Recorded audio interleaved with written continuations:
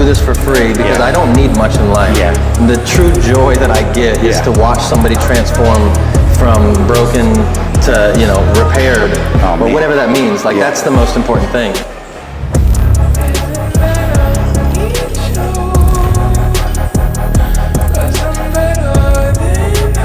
Yeah, I don't get over it. Every day it hits me. Every day it hits me that I'm at peace. I'm whole. Yeah. I'm able to enjoy my daughter and not pass on the brokenness that has generationally followed my family.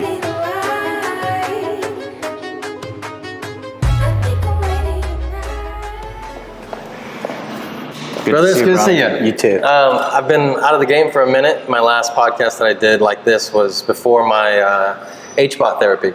Okay. So in June, I went and got a month-long HBOT thing done, and it really, I was telling some people, have you ever seen the movie Office Space? Oh, yeah. Where he gets hypnotized? Yeah. So before HBOT, like, I had this like alarm going off in my head, like constantly reminding me about like the time, like you got to do this, you got to do this, like go do a podcast, go do this. Like it was like I was this constant state of panic, and these were some of the things that they said would be helped by the HBOT, and I went in real weary, you know, like I was like, how is this really like, and is it really going to like help me? That's a significant investment of time alone. Yeah. It's a long time. Yeah. And also, like, I didn't like getting in there, so it wasn't very comfortable either. What is that? So, hyperbaric oxygen therapy. Okay. So they put you in this chamber and they lock it, and then they take you down to like 66 feet, and they pump 100% oxygen in there.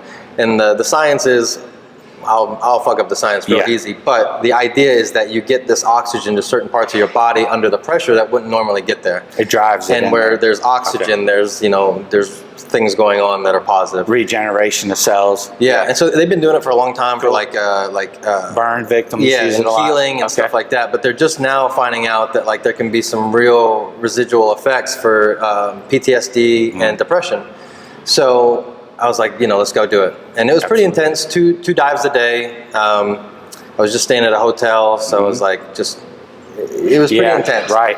But at the end of it, the alarm got turned off. You know, like I could have a whole podcast on the experience of going through that for 1 month. But at the end of it, I really just had this sense of calm. Like, okay, I'm not in a rush. Yeah. Let's really let's figure out how we want to do this. Yeah. I've kind of gone through the same thing from another perspective, and it's the weight of decisions that are coming imminently that affect the rest of my life in a super cool way instead of what they look like, a very negative way.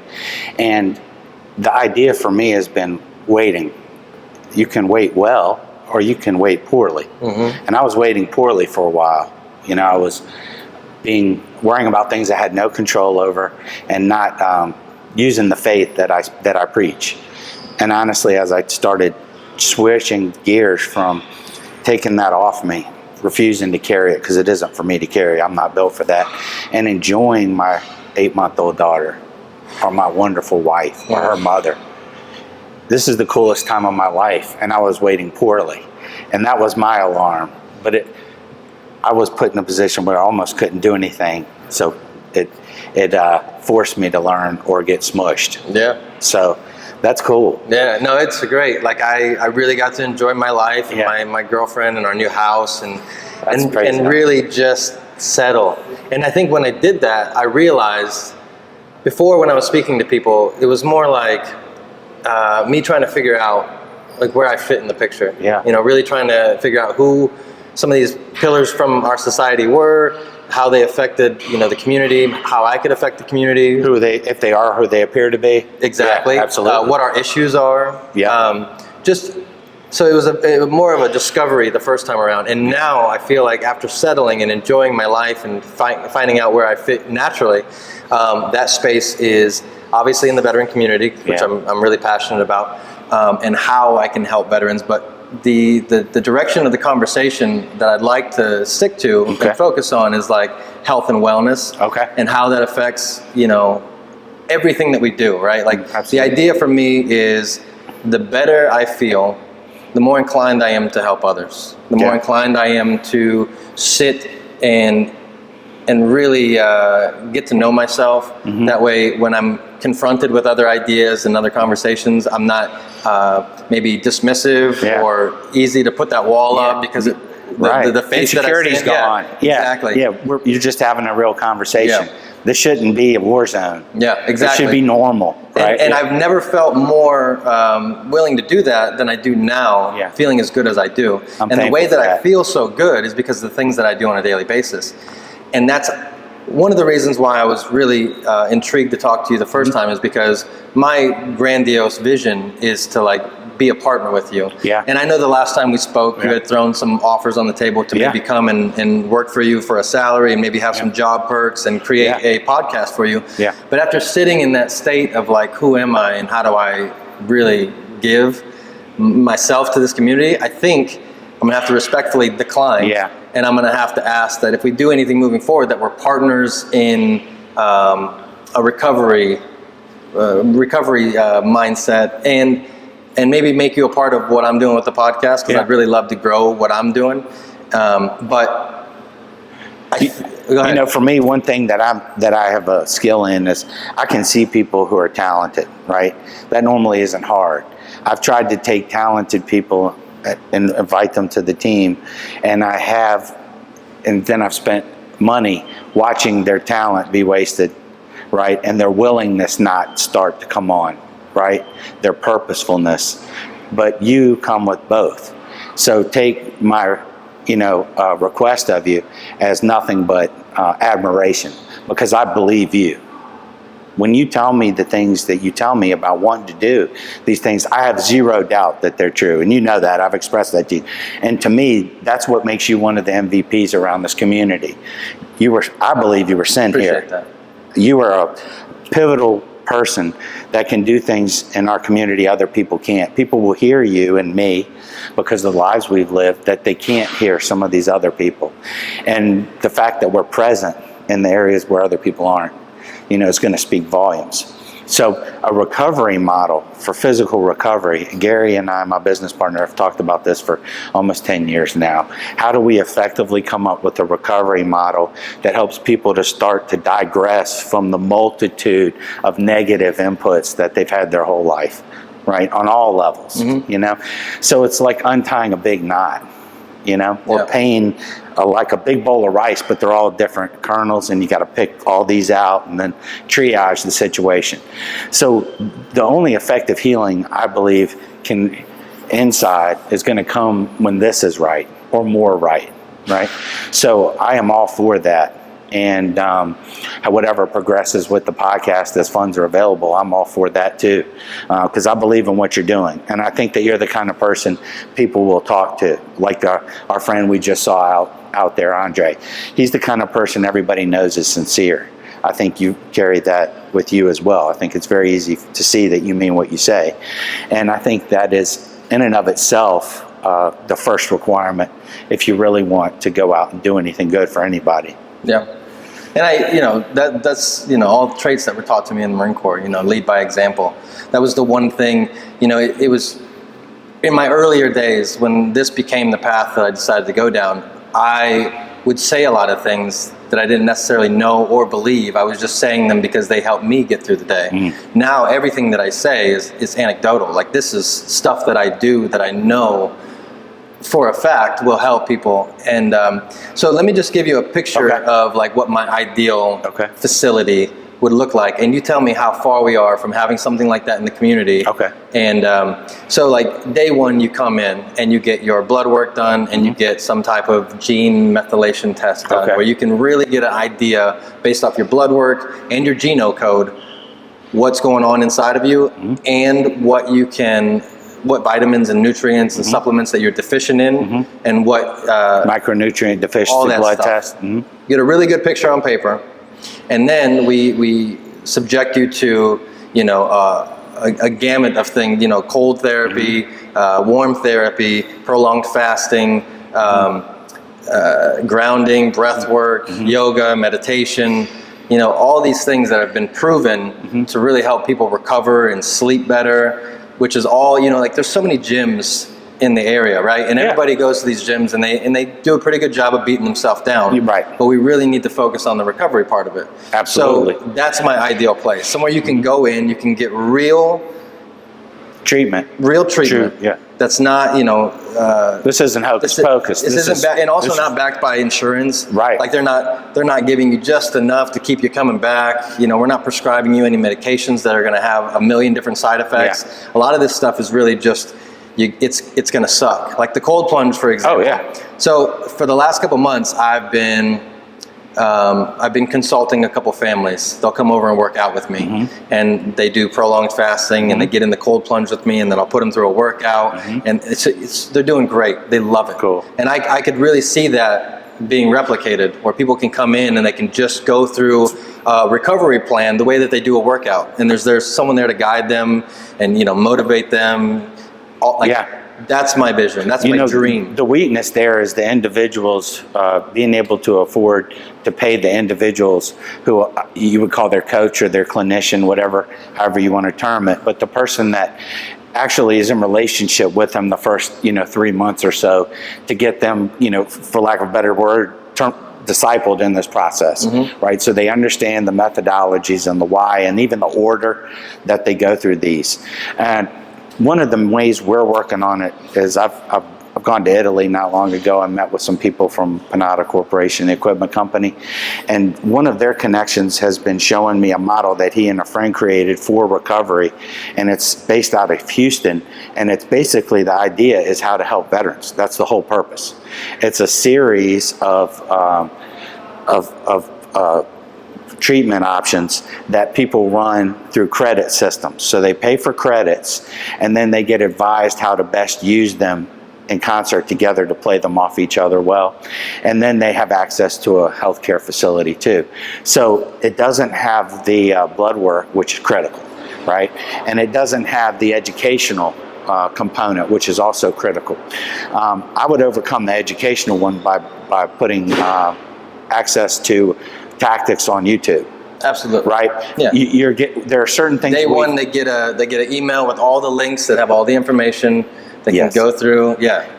Now even if you can't afford 25 credits a month, right, to run this, as we hope you will be able to one day, then you can do the grounding or the other things that are beneficial that don't involve having to come and pay us and be in our space. So it's not only, it's starting off as the giver, right? We're starting off giving you information and guidance, whether you come in and use our services or not.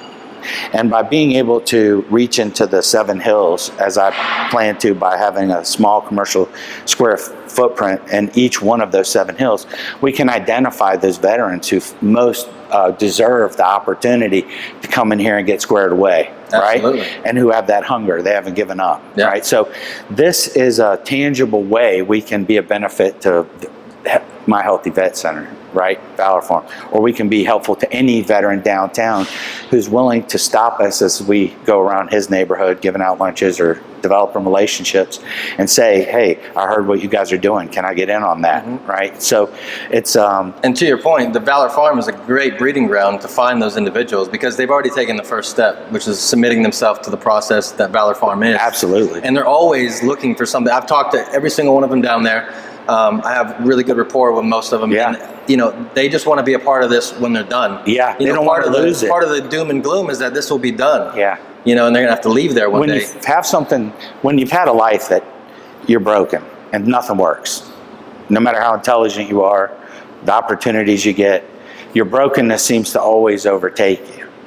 As you get healing, and you see the people that cared enough to invest in you, it's only natural those relationships are very deep. Oh, yeah.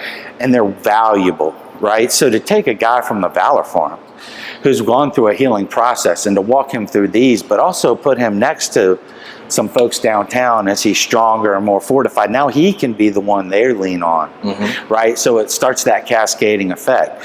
And like I was sharing with Andre, nobody's going to connect as quick as us. They can't. They don't have the same commonality. When you've gone to boot camp or had some of these experiences, there's something there that those roots will grow together quickly, right? So to me, this is a gateway to serving the city, every hill intentionally, giving, serving, and doing it in a way that is intelligent, efficient, and effective, right? Not begging everybody for money to pay for salaries in a nonprofit. We're a for-profit business doing this strictly because we want to do it and we love the city and we want to honor God. So basically, I am super excited to see this unfold. As far as the timeline goes, the next time we sit down together, I should be able to reveal a little more information about when our project begins and the status of that loan and everything associated with it. And that'll trigger our opportunities to really determine if we have some areas of expertise in this community who'd like to partner with us on some of these things. Because whether it's cold plunge or cryo or any of the other machines, they're expensive, right? We have a square footage, we could accommodate those if we are build out where I believe we're going to. And we have a place set up in front of the gym on the build that's not directly related to the gym, so it invites everybody who works out in CrossFit and everyone else. We want everybody to come get this good stuff. Yeah. So I think, to your point, that's like, I have friends that are in the CrossFit community now, and jiu-jitsu and martial arts. Everybody is kind of yearning for a recovery center, even Absolutely. if it has, like, if it's just its own thing. yeah. It should be its own thing, right? You need to know if it works. Because also, there is an intimidation factor about people coming to a gym, In general. Yeah, in general. Right. And I would argue a lot of people that are curious to go down the fitness journey need to recover from not being fit in the first place. So it's like, it's a good prelude to then, going to the gyms, because once you feel so good down here, you're going to want to go burn that energy somewhere. Yeah, and see what your limits are, right? Test yourself, because most people give up on that concept, right? For me, it's always been a driver. It helps me through periods of needing to heal, aiming at a goal and then working to accomplish it. Helps you see what's really possible in life. Because if you can do it here, you can do it with your schedule, you can do it with your finances, you can do it with your attitude. Oh yeah. So when I see something like that going on over there, I also see things associated with it, like body image classes, right? To educate people on the way they see themselves and to show them how precious and unique they are, to kind of combat this comparison mentality. Oh yeah. Because that's so caustic, you know? I'm me. I'm very unique. I'm meant to be this way, I believe, and I have purpose because of that.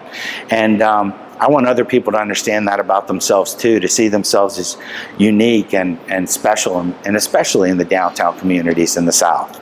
I mean, because there's been a lot of kids who've never heard anything like that come out of a white guy's mouth. Oh yeah. And that upsets me. The idea that we have so much opportunity in the city, in a city of a relatively small size, with all the resources anybody could want in this area, yet there's no real impact happening down there, is disgusting. And I know that I was guilty a short while ago of the same basically attitude.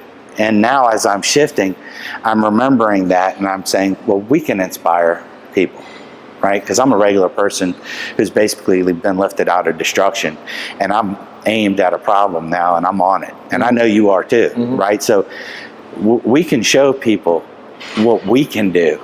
And if we can accomplish these things through our attitude, our desire to be useful to other people, then other people will come along with us. And that's really the ultimate goal, is to inspire people who think they're in the game but have clean uniforms to come on down. To stop playing, get off the bottle of milk, and step into grown-up life and actually go help someone, so that you can sit back and see the gratitude that you feel from above, from my side of it. Yeah. I want them to be blessed and impacted, but it's really not for them. For me, it's for him. But I love to see it for them too. Yeah. But I think that there's a lot of people here who are very similar minded, and I think it feels like we're being coordinated and drawn together to go impact these things and maintain the integrity, each one of us, of our purpose and mission. And I think that's critical for it actually working, because one of the worst things that happens is when somebody gets their hands all over something and they just try to drive it their own way for their own reasons. Yeah. So I respect what you're saying. I look forward to watching it become what it's going to be. Yeah, absolutely. Because, you know, and the reason I do this and I'm so passionate about it is because I've been fortunate and unfortunate at the same time to see some of the ugliest events in our world's history. And I know that those things can happen again. And Lynchburg is not, you know, they're not safe from that. It's going to happen. That's the only thing. Like, I've gotten into history, you know, so passionate lately about, you know, our history and understanding, you know, what has happened. And one of the things that is obvious to me is that it's going to happen again. Whether it's a natural disaster, whether it's a civil war, whether it's a foreign war, whether it's, you know, it doesn't matter what it is. It's going to happen. Yeah. And when it happens, how are we as a community going to handle that? And how would we be best suited to handle that? And togetherness is, you know, we shouldn't have to wait for that thing to happen to bring us together. We should just do it now. We should be ready. A mantra that I keep going back to, and it's kind of my theme now, and I might even change the name of the podcast, but complacency kills. No doubt. You know, like absolutely. That moment that we start getting comfortable somewhere, and we think that this is, you know, good enough. It's born out of pride, this mentality that you assess things as they are, you see with clear eyes, and yet the reality is so many people are so delusional in the way that they relate to and negatively or do not impact the community. We're a heavy faith area around here. You know, 9 out of 10 people here say they love Jesus, but how many of them are downtown? Mm-hmm. Right? Yeah, that's an interesting point. So for me, this is to combat that hypocrisy, right? And the only way you can repent of it is to recognize it in yourself, like I did through the Lord showing me or other people showing me. And once you start, though, it snowballs. There's a biblical principle: where your treasure is, your heart will be also. And I value my time, you know? So if I'm somewhere with someone, then that person's becoming precious to me because I'm investing my time. It's easier for me to let go of money than my time. Money's the first step, I think. If you can let go of your money, that's a good beginning. But when your time starts getting involved, now you're getting hooked. But when you start daydreaming about ways to help people you've never met before, that's when it's over. Yeah. You know, you've been converted to whatever this is, right? A desire to be a part of something and to be the one who can come to his brother and say, hey, someone did this for me, let me do this for you. Mm-hmm. So I think that the upside here is tremendous because it won't take 50 people that believe that. I mean, we have few people in every hill that actually believe what we're talking about, of the 7 hills. People are going to hear about it. They're going to know it. It's going to create credibility where there was none. And now we've got access. See, that's the real purpose of me putting these in each of the 7 hills. It's like a stent. Mm-hmm. It opens up access, right? So I can bring people from the outside who are members of one of these 2 or 3 gyms in a year, and 8,000-10,000 people, and I can bring my accountants down, teach basic financial management, or my nurses on type 2 diabetes eradication. You know, and these basically take people and let them be useful for a day very close to their home in a way that starts mixing it up and creating opportunities for unity. Because unity is a concept that's heavily, Christ's last prayer before he went up was about us endeavoring to keep the unity. And what we do is we isolate different buildings with different names on them every Sunday. So the only way to keep unity is to go out amongst the community, right? So as we demonstrate those things, I think it'll give me access to be able to speak from a position of moral authority, saying, okay, we're donating resources to this in time, but most importantly, we're thinking it through. And you'd be shocked how effective things can be when people actually talk it out and think it through. Yeah. You know, and when it's not about payroll, right? Yeah. Maintaining your nonprofit. And that was one of the things that, and not to say that, you know, money isn't important or things like that, but we had talked about money with this position and some perks, and it's not even about that for me. Like, you know, I would do this for free because I don't need much in life. Yeah. The true joy that I get is to watch somebody transform from broken to, you know, repaired, or whatever that means. Like, that's the most important thing. Yeah, I don't get over it. Every day it hits me. Every day it hits me that I'm at peace. I'm whole. Yeah. I'm able to enjoy my daughter and not pass on the brokenness that has generationally followed my family in a way that kept us getting worse and worse. So now I'm in a position at my age and in this point in life to be able to let things go also that don't stack up, right? People are more valuable than the money. And it's an interesting thing from a Christian's perspective, because on the money it says, "In God we trust." Yet with the way we vote, typically that isn't true. Right? We don't vote to spend I heard the something money. the other day.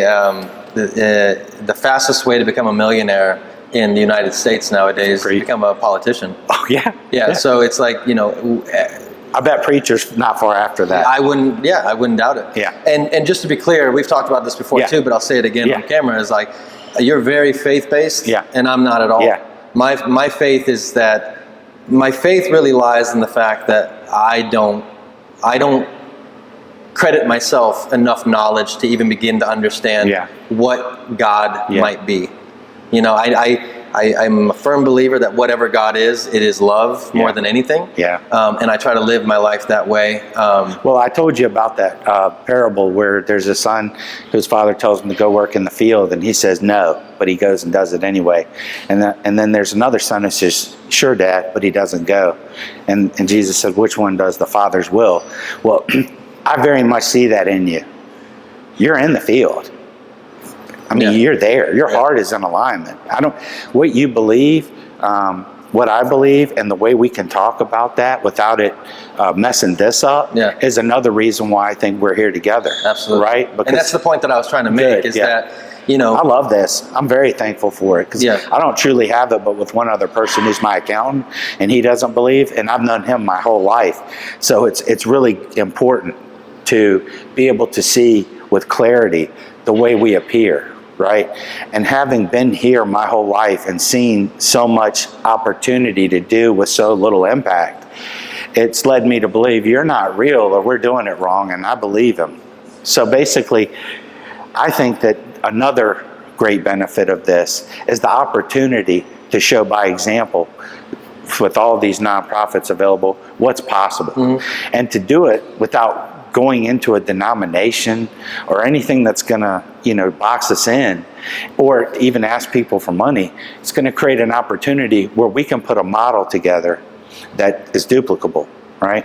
Have a gym in the 757, or 7 of them, serving veterans primarily with their number one intention, disabled, veteran owned and operated, with these recovery systems, and actually incorporating it with their life in the gym membership to bring the cost of the barrier to entry down for them, right? Because some service like this would easily be $1,000 a month if you did it 4 times a week, and that's not realistic. We've got to find ways through partnerships with sports entities and others who are willing to either sign a contract with us or commit to a certain amount of business, so that we can take those things and kind of run it as a hopefully a break-even operation ultimately. Let the gym be the money maker, and let this be the way we say thanks, guys. So I think that would be amazing. And I think it's going to happen. The people I met over in Italy who've opened some of the largest gyms in the U.S., who've done fitness for 30, 40 years, worth $200-300 million from fitness industry, and hearing their feedback on these concepts, because I've shared all this with the 757 with them, is just let us know so we can invest. It's the highest concentration of veterans in the world. It's an ideal place for us to be able to go down and run a series of gyms that impact any veteran who wants to come in a positive way. And I think that's our progression. We got work to do here, but we will. And I'm completely invested. You know what I mean? Like one of the females that I trained, she's an Air Force veteran, and they don't have a lot of money. And I was, when we were talking about doing this, I was letting her come over to my house, plunge with me, show her how to do breath work and grounding, and then put her through a little workout, show her how to fast, and she's done all these things, and she's so happy she wants to pay me, but I don't know what to charge, right? So I start doing research to find out how much something like what I do would cost someone, and it's insane. It can't happen. It's like here. $1,200 a month. It can't happen here. And I'm like, there's no way. I wouldn't even feel right charging that. Like, I would feel like a phony charging that, because I genuinely, first of all, I don't need that much. Right? And second, like, What? You know, I don't know why you remind me of this guy, but you remind me of a guy named Francis Chan. And he was a guy who grew up as a preacher. And he basically had an attitude that all the miracles of the gifts had ended. And then he went through an experience, and he's world known as far as preaching goes. He walked away from a mega church because he saw the model in America not working. And he went back to China, some of his people, and served them. And basically, his attitude is of constant discovery. Every time I watch him, he's always learning and deepening his understanding of situations and other things. And I see that in you. You don't waste time. That's a huge compliment. Yeah, that's very efficient. That's my focus. I just want to keep learning and expanding. Me too. I have a love for people that I can't explain. I mean, I've been in real fights on the street and really hurt people. Yeah. And it didn't bother me then. But now, I mean, it's like I want to see every chance I get matter to show my daughter what it looks like, you know, to do it a different way. Yeah. You know, so I know that'll spread too, right? Because it's here already. Yep. And, you know, in a place like Lynchburg, one thing we never discuss on the church level is repentance, right? What repentance means in the Greek, metanoia, is to change your mind. Meta, you know, and noia, mind, to change your mind. It's like turning around and going the other way. So as we look at ourselves from the outside and we see our isolation culture, our extreme push, and not the movement back to the world to love it, what I hope and pray is that we start killing some of these ideas that you can be a believer and be a jerk. I mean, there's some things you can be. That's not one of them. It's totally against all of our marketing strategy to show love. Our marketing strategy is to put ourselves at disadvantage and to invest in others over ourselves, because we believe that by doing that, we'll be able to do it with more people. It's like a pouring out and a refilling and expansion, right? As we put ourselves at risk in faith, other people get a chance to see what that looks like and realize that's an option.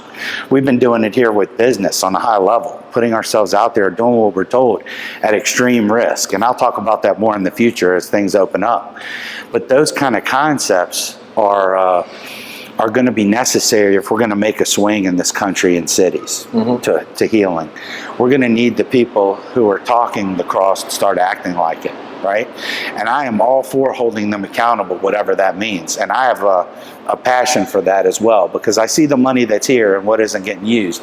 And I'm not talking about the university. That's a university. They don't claim to be the church. When you are talking about a church, you need to be doing church activities, which in the scripture is about taking what you have and spreading it out to make sure everybody's okay. That's actually the first thing they did. So we followed a paradigm that doesn't really work because it suits us, because we get to stay isolated, because our investment's minimal, and because we believe there's no hell involved as a result of it, which is kind of like a earning your salvation mentality. And what my hope is that through these activities and these connections of people, that more people will start to realize everything that we end up doing is born out of a heart of gratitude, right? You're not doing this because you feel guilty. You're doing this because you can't not do this, right? And that's me. I can't help it at this point. So we're going to recruit more people to not be able to help it. And between us, we cover pretty much all the demographics around here, you know? Because I'm like 100 and you're like, what, 30? You know, and so I'm appreciative for this opportunity to talk about these things too. Yeah, I think it's one of the biggest weaknesses we have, the unwillingness to sit down and go back and forth with people and share our thoughts and dreams and ideas. Yeah, it's one of the most intimate things you can do, right? Because it is in essence who I am. This is who I've always been. I was just too broken to do it. And now that I've gone through these healing processes, I'm more prepared to actually walk someone else through it. Yeah. So I'm thankful for you and your family, and look forward to seeing where it goes. Absolutely. And you know, I would love to keep doing this. And maybe if this is where it starts, and then we'll see where it goes. But maybe you and I sitting down with members, or just you, depending on the conversation, or maybe you want me to have a conversation with somebody, like just being a beacon and really trying to figure out what we need to talk about too. Absolutely, is very important. And even how we unfold it, making things available that are available now in an effort to start impacting them, even though we don't have the other things, right? I mean, I always see in my circles, people want more sheep. They want to shepherd more sheep. They want more members. They want more people at their church. But you don't take care of the ones you have, so why should you have any more? Right. So we can start talking about how we can help these people in new ways. And by doing that, it starts to get traction, right? And this is truly a finite population. I mean, it's a pretty small place. Once people start receiving benefits from these tools, it's going to spread. Yeah, it's interesting. When I moved here, it's the first place I've ever really lived, and it's the first place I've ever really paid attention. But 400 plus churches per, Lynchburg seems like a lot. It's 90% too many. Yeah, and the fact that we still have issues, like in my mind, a perfect world, you take all these churches, those churches take a section of the community, and there's a million ways to accomplish it. There's but plenty in my mind, that just seems so easy. Yeah, I agree. And what we're planning on doing is reaching through their walls by using the membership and not using that church member. They're part of our membership. They're under our umbrella. Where they go to church on Sundays, their business. But I just want to come down, be a kind, loving person, and teach them how to basically manage their credit score. Help people in areas of their weakness, to be available. So that keeps all the leadership of those places out of the picture, because I'm never going to them asking them for anything, right? And what you said about so many churches, unity, disunity. How do you do that? Well, you trap yourself in a building and you call yourself a very specific name. It's a pretty good way to create disunity. Yeah. So the way you bring in unity is you find the commonalities and you stop there, right? You don't have to get but so deep into the nuance of whether someone's a Calvinist or all these things. Yes, there's a time and place for that, but knowledge puffs up and love edifies, right? So if your great understanding hasn't got you to a place of usefulness, then there's a really good chance you're trapped in a prideful, self-righteous mentality. So that's another thing. They need somebody to come in and tell you the truth. Break it up. Yeah. I mean, Jesus, according to the Bible, he lived a perfect life, which doesn't mean he didn't just sin. It means he made all the right decisions based on all the people around and every time for max impact.